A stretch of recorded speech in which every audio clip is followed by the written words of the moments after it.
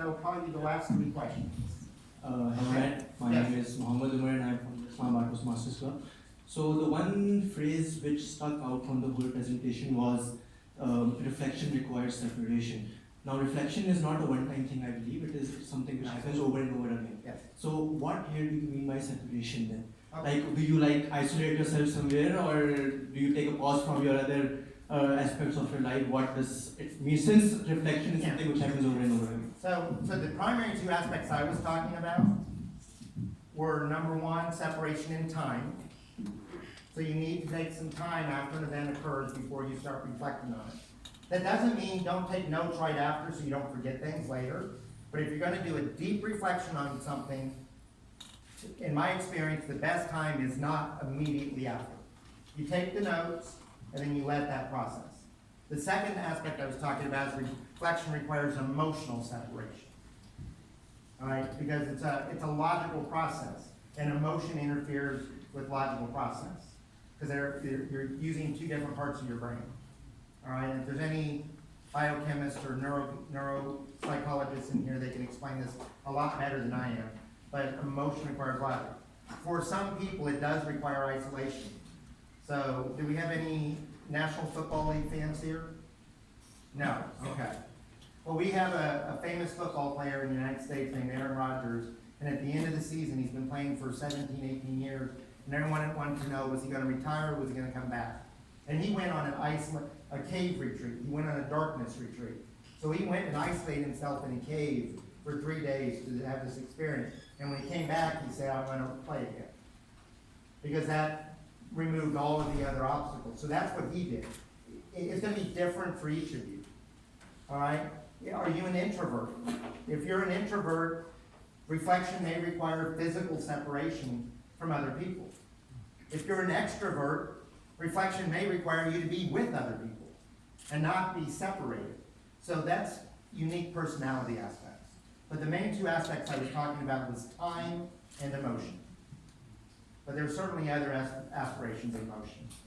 Okay, and I'm not talking about the quick reflection, what went right, what went wrong. I'm talking about the deep reflection of how do we respond to that. So right after an event, go, well, here's what went right, here's what went wrong. Come back to that later and say, okay, what lessons can we learn? Because the time you learn the lesson is not immediately after, in my experience. Or the best lesson, the most effective lesson. You can certainly learn some lessons right away, but the most effective lessons require more time, in my experience.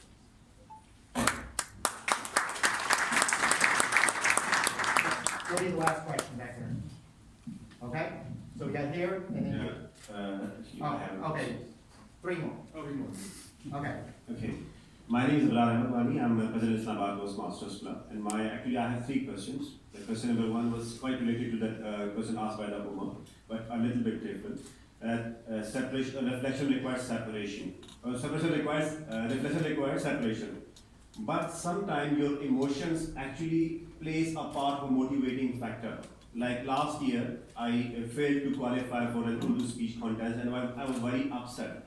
I take that emotion as a motivating factor. Absolutely. To contest again. Yes. So that was a question to put a light on that. The second question regarding, you mentioned about that a leader who actually uses his hand, that means presenting himself to be actually leading from the front, setting an example for the others. And again, you mentioned about start with your heart. So isn't it the same that a person who actually presenting himself, setting an example for the other people to be a leader and setting example to follow him, and that is not something to starting with the heart, because he is actually loving their fellows to do the same as he's following the things. So on the first question, emotion is a great driver of behavior. Selecting what behavior emotionally is dangerous. Okay, let me say that again. Emotion is a great driver of behavior. Selecting which behavior using emotion is dangerous. So let's get real here. Your spouse upsets you. You get emotional. Yes. How do you respond? Is that your best response? No. No. Okay, the spouses are saying no, okay?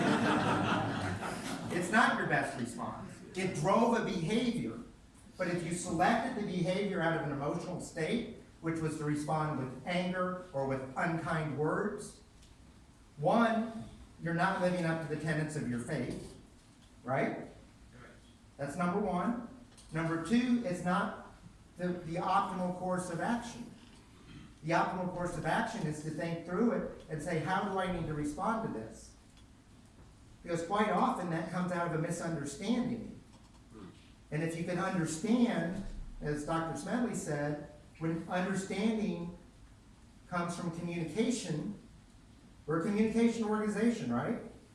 Understanding comes from communication, and understanding opens the pathways to peace. See, I've been here in Pakistan for 6 days, something like that, almost a week. All right, I go home tonight. And if I came in, I'm leaving with a different understanding of the people of Pakistan, a different understanding of the challenges we face, a different understanding of the talent that is prevalent in this country. That takes to communication, which leads to understanding, which opens the pathways to peace. Because what do we hear in the United States about Pakistan? All right? Well, what do you hear about the United States? Is it the good news or the bad news? Here's the bad news.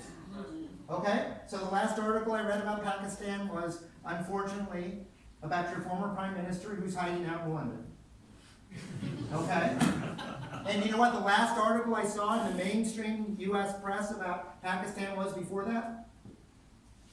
The floods. Okay? Now, there's a lot that's happened since the floods. There's a lot.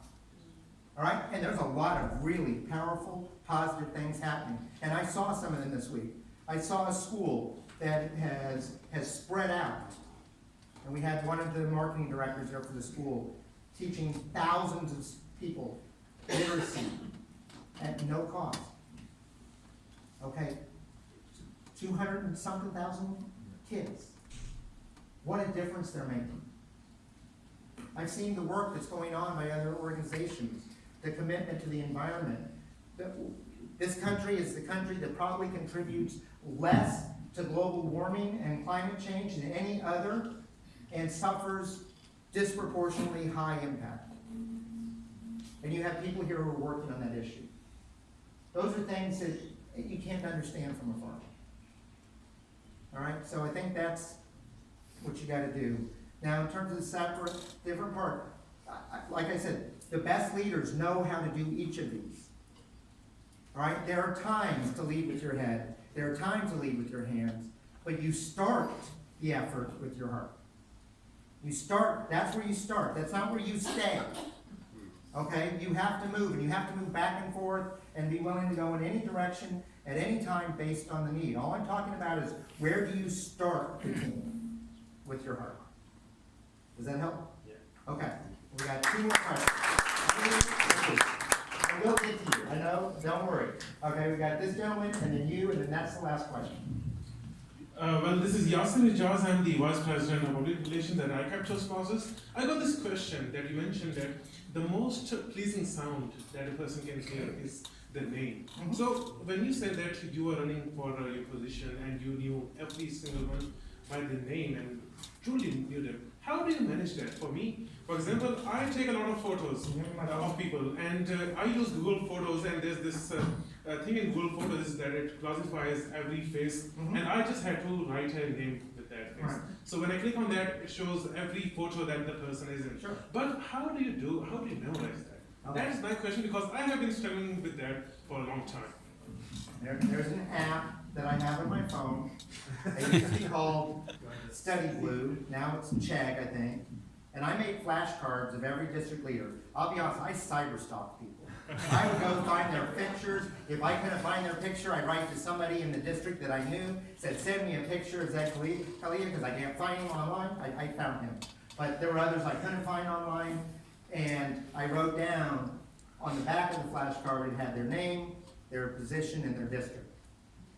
And it was really easy. I would pull it up, and I go, okay, I think that's this person. and then I would flip it over, and if I was right, I would swipe right. If I was wrong, I would swipe left.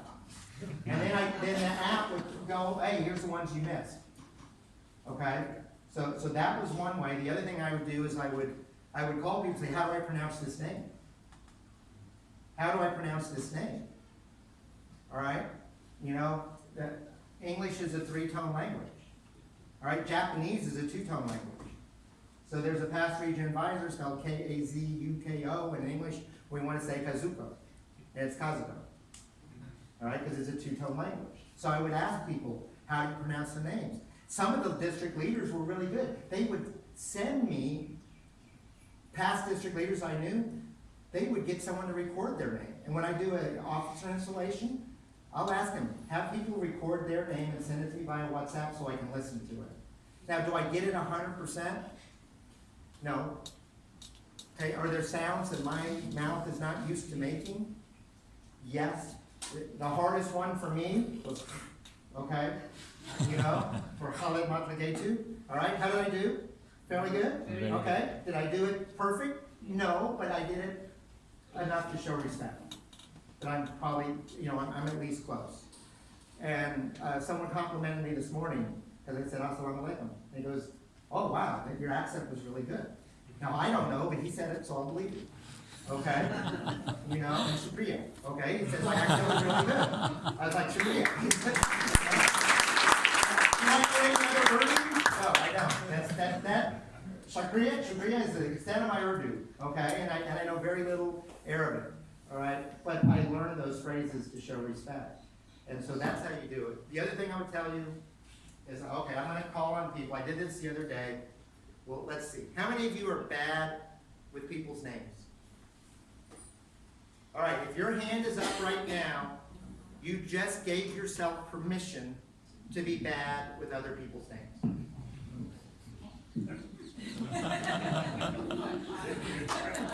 Okay. Irfan fell for this twice. All right?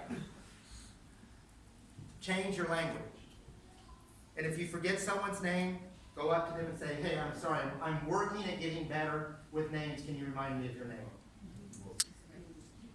And I'll also ask, when they say their name, I'll ask them, can you say that again?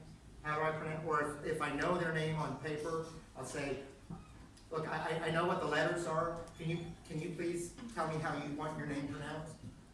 Now, sometimes they will tell you Matt. And I had this happen. I was announcing at the International Convention, I was announcing all of the district leaders who had achieved Smedley Distinguished District, many of whom were from India that year. And I went to each of them and said, how do I say your name? I tracked it down during the week because I knew the list. I'm like, how do I say your name?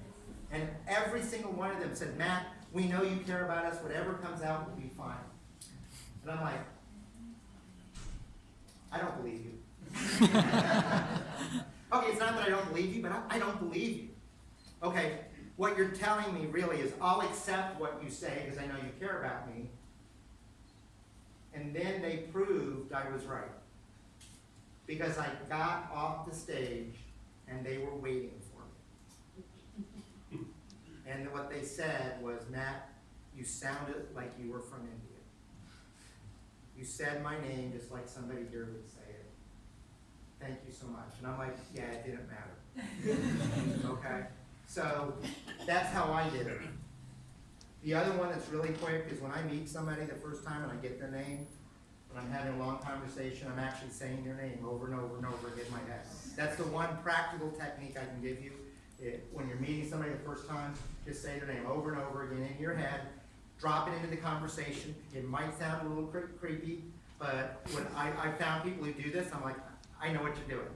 And you know, it's like every other sentence, you're using their name. Because that combination of the verbal, the auditory, and the visual together, you're incorporating 3 of your senses, so you're creating actually 27 times more neural pathways to remember that name with the face than if you just try to say the name or you're just looking at the face.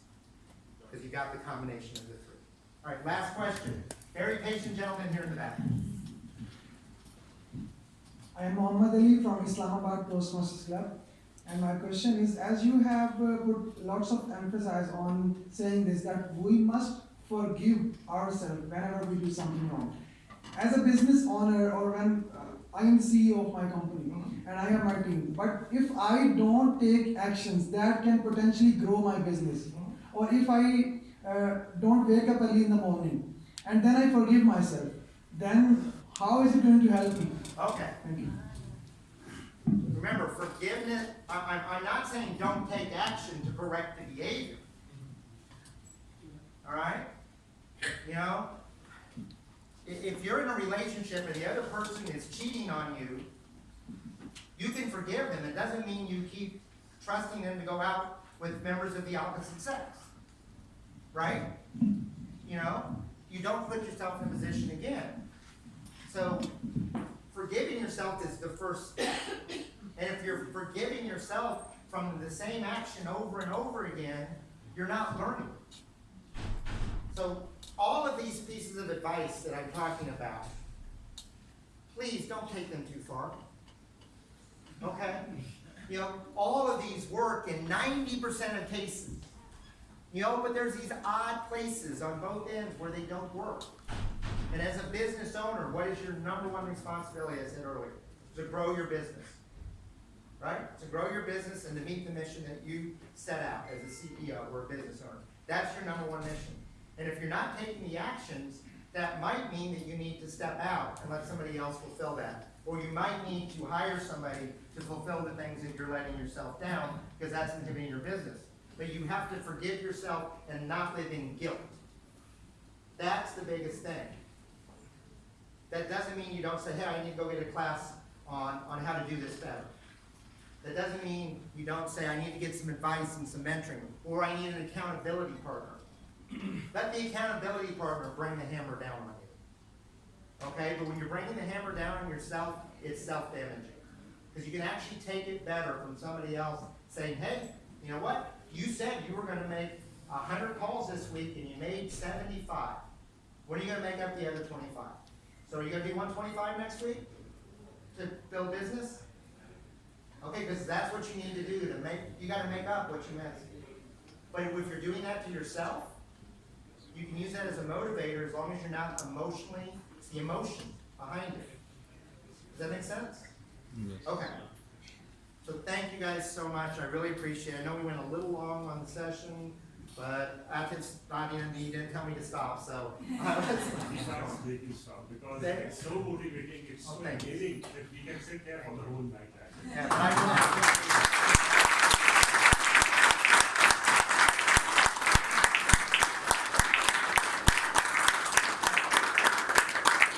I'm gonna, if it's okay with you, I'm gonna take a little risk. I'm gonna share one more story that I wasn't planning to share today, because I don't know how it will land here, but we're gonna try. I don't think it's not gonna be offensive to anybody. But several years ago, I went to a conference in Scottsdale, Arizona, with a gentleman named Bob Proctor, who was, if you saw the movie The Secret, he was one of the producers behind that movie. Yes. And at lunch, the MC comes up and says, ladies and gentlemen, over lunch, we want you to go out on the streets of Scottsdale, Arizona, find a stranger and take them to lunch. Now, I don't know if that would work here in Islamabad. Oh, yes. Oh, yes? Okay. That would work. So you'd probably get people saying yes. Well, in Scottsdale, Arizona, yeah, it was not going well. There I am sitting in front of a restaurant, and people were coming up, and I'd say, hey, can I take you to lunch? And they're like, no. You know, I don't know if they thought I was asking them out on a date, trying to get them to sell some multi-level marketing program, or convert them to my religion. But they wanted nothing to do with me, and I was getting frustrated. I told you earlier, I'm a get-her-done kind of guy. And I'm thinking, for some reason, I'm the only person in this room of 800 people who is going to fail at this task. And that is unacceptable. I have to get this job done. I'm sitting there, I'm frustrated. I sit down, and I'm like, how am I going to do this? How am I going to get this check mark done? And then I hear this voice in the back of my head. I'm trying to ignore it, but all of a sudden I realize it's my mother's voice. And you better listen to your mother, right? And what I heard was, Matt, in whatever you do, find your purpose. Now, I know that flies in the face of so many experts who say, find your purpose, find your why, and then go out and do. She was telling me the opposite. She was telling me to, if you're doing something and you don't know why you're doing it, find the purpose behind it. And I said, you know what? Let me thank a veteran for his service. Now, I know there are many men and women who've served in the forces, but I started picturing an older gentleman with white hair, thinning on top, a cane, a baseball cap. And the word Arizona flitted across my mind, but I was like, I'm in Arizona. I got up, I walked around the corner, and Zaid, if I hadn't been there, I'm not sure I believe it, but he was right in front of me. The exact gentleman I had pictured. White hair, a cane, and the cap that said USS Arizona. And I walked up to him and said, sir, would you do the honor of going to lunch with me? And he looked at me and said, why? Well, this is a good start, okay? He's not running away. I said, well, I made a decision a few minutes ago. I wanted to thank a veteran for his service. I noticed your cap. Would you please do the honor of going to lunch with me? He looked at me for a second. He said, well, my mama told me never turn down a free lunch. So we walked in the restaurant, sat down, ordered our food, started eating, started having conversation. Now, in the U.S., it's very common to have conversation over food. And eventually, I looked at him and said, Bill, his gentleman's name was Bill, I said, I noticed, the USS Arizona. Did you know somebody on the Arizona? He goes, know someone? Boy, I was on the Arizona.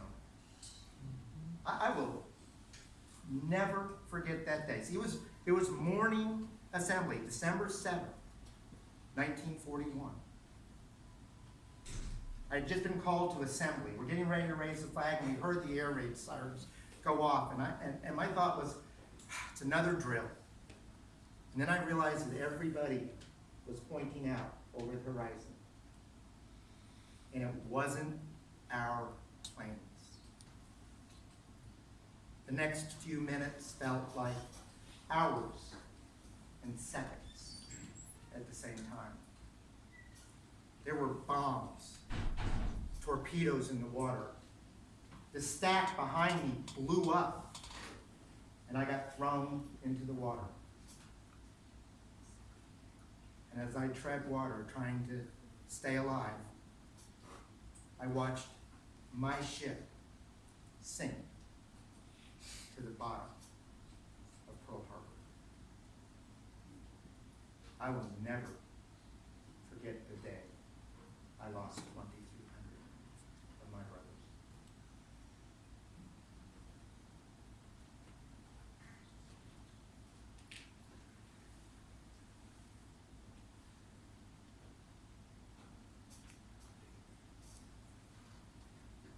Finally, the silence was broken by the waiter with the bill.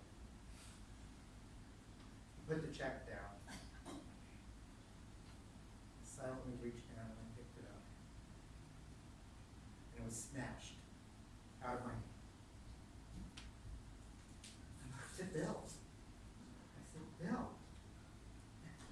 I told you I wanted to take you to lunch. He said, I know what you said. So what?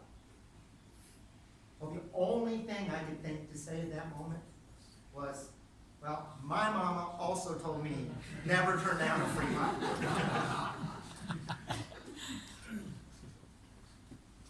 I almost missed one of the most significant lunches I've ever had in my life because I didn't understand the assignment. See, the assignment was not to go off and check off a list. The assignment was not to be able to say, oh, I got someone to go to lunch with me. The assignment was for just a few moments to connect with another human being. And those few moments have helped shape me. Those few moments told me the same lesson I tried to share with you. It's not about getting things done. At the end of the day, God's not going to ask us, what did you do? God's not going to ask us, what were your plans? What were your strategies? God's going to ask us, whose lives did you affect? Whose lives did you make better? How did you help make the world a little bit better? That, more than any other reason, is why I tell you, start with your heart.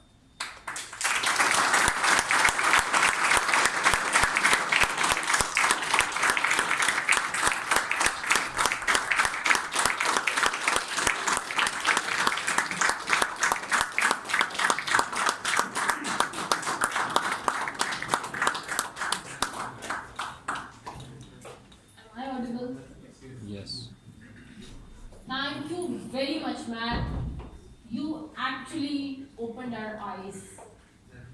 You had a great experience, and we are honored that you are here and you have shared so much with us. Thank you very much. A big round of applause once again.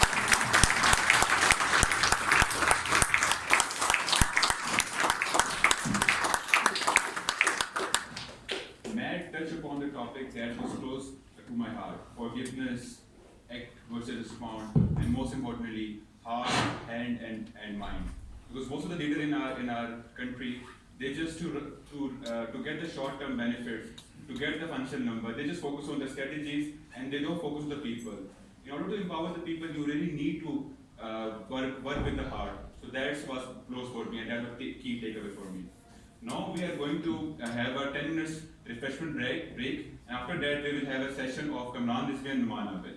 So guys, please proceed. And we expect to be back by 1:35. Thank you very much. Thank you.